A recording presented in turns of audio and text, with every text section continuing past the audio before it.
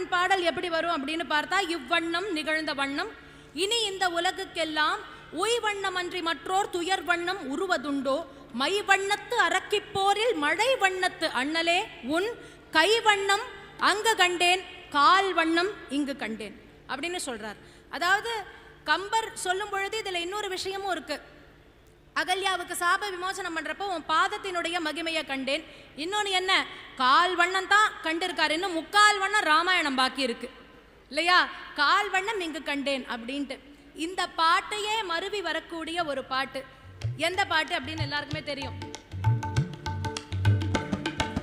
பால் வண்ணம் பருவம் கண்டு வேல் வண்ணம் விழிகள் கண்டு மான் வண்ணம் நான் கண்டு வாடுகிறேன்,